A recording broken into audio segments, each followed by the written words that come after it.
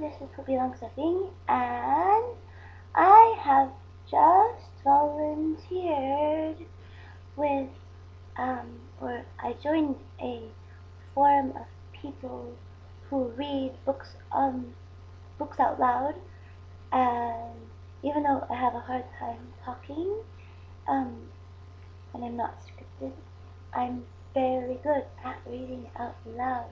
I enjoy reading books to children, and I enjoy reading books out loud in general.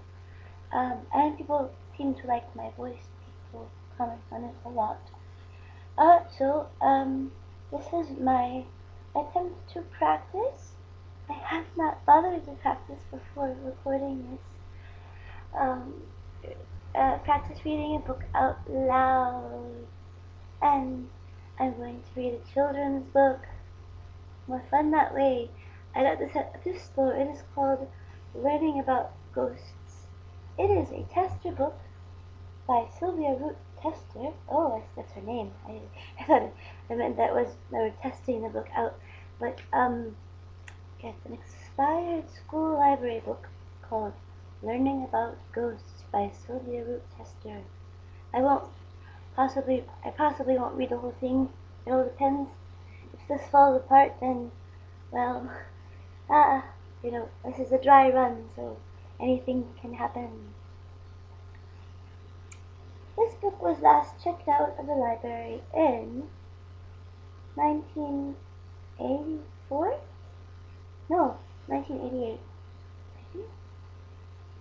Anyway, it was published in... Oh, she was born in 1981. Learning About Ghosts, published by The Child's World.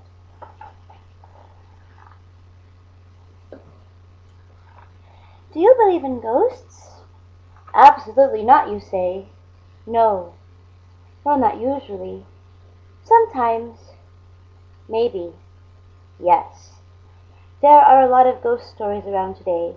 People claim they see ghosts, or they see what ghosts do. A necklace disappears, the lights go out, furniture moves. Must be a ghost, people say. Must be, you think. But you don't really think so, do you?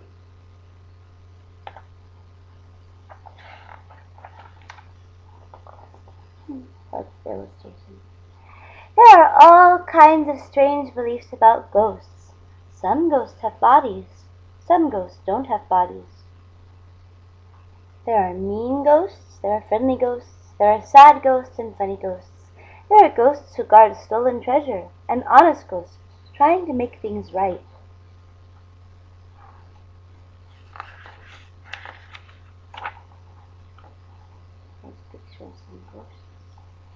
Of course, most people don't believe in ghosts at all.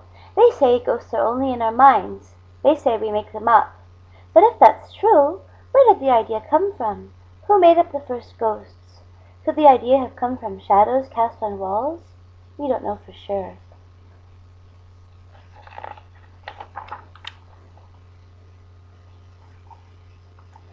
We do know that people claim to see ghosts, and they thought up ways to handle them. Some people said a ghost wouldn't hurt you if you turned your pockets inside out. Others threw keys at ghosts to get rid of them. And still others said that if you walked around a ghost 9 times, he'd go away. But who's that brave? People are not usually brave about ghosts. Even the ones who don't believe in ghosts are afraid of them.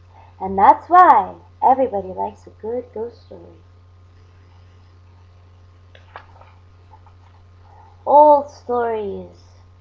Ghost stories have been around for as long as people have been around. One of the earliest we know is the story of Gilgamesh, a Babylonian warrior. One day Gilgamesh met a sad, lost ghost. It was the ghost of a friend, another warrior, who had died. No one knew he had died, so no one had buried the body. The sad ghost had been wandering around trying to find someone to bury his body. Gilgamesh found the body and buried it properly. Result? No more ghosts. Hitchhiker Ghost. Early Chinese people told the first story of this kind. They told about a traveler walking along the road. Beside the road stood a lovely young girl crying. The traveler stopped to find out what was wrong. "I am lost," said the girl, so the traveler offered to guide her home. All went well until the two of them were almost to her home. Then suddenly she was gone. The traveler went on to the house to tell the family. "Yes," said the girl's father, "this happens every year. You see, our daughter went for a walk years ago. On this very date she got lost and died. Every year on this day she died. Every year on the day she died, her ghost tries to find someone to bring her home." People must have liked this idea very much. The same kind of story was told all over the world. Even now it is still told. Only now the girl is a hitchhiker, and she disappears from a car right before the driver reaches her home.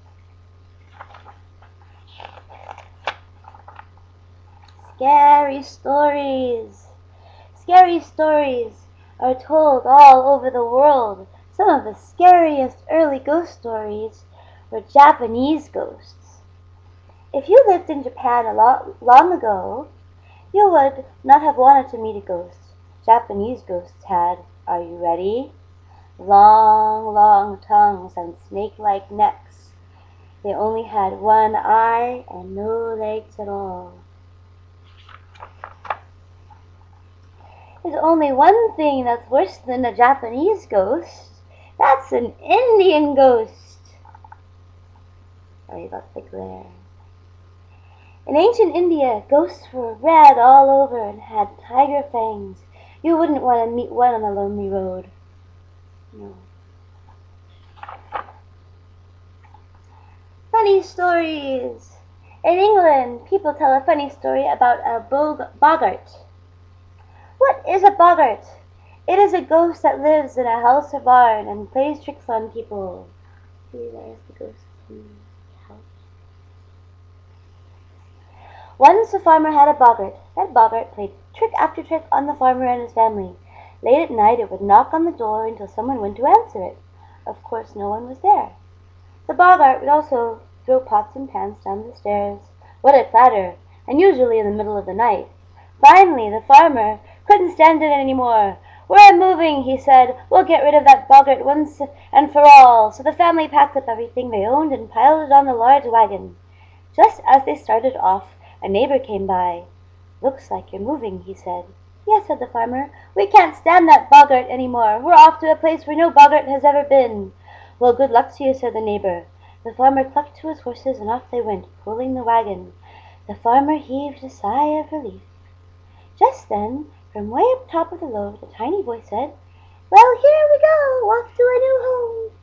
I misinterpreted the illustration. The Boggart was actually riding on the horse and cart with them. Some ghosts are worth running from and some are not. Take the story of Big Fraid and Little Fraid. Once there was a boy who wasn't afraid. He had never been afraid of anything at all. He wasn't even afraid of the dark.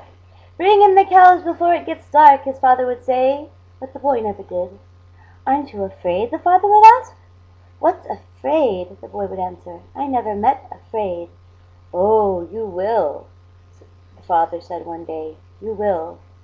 The next time the boy was out after dark, the father got a sheet. I'll cure him of coming in so late," he said. The father put the sheet over his head, but he didn't notice that his pet monkey was imitating him. The monkey put a sheet over his head, too. The father walked down to the gate.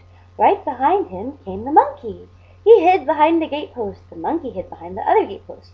The boy came by. The man jumped out. "Oh," said the boy, not frightened at all, "that must be afraid. My, there's another afraid," for the monkey too had jumped out. Well, the father looked around, and there stood this white something, and so close to him. So of course the father ran. He ran for the house as fast as he could go, and of course the monkey followed, chasing him as fast as he could go. "Look at Big Fraid," laughed the boy. "He's running from Little Fraid." All right, that's 10 minutes of me reading from a children's book. Now that was my rough sample of my attempting to read aloud, and hopefully I will get better at it. I didn't practice in advance, so perhaps the next time will be better. And I won't sit in an area that's so glary if I'm reading a children's book. The end.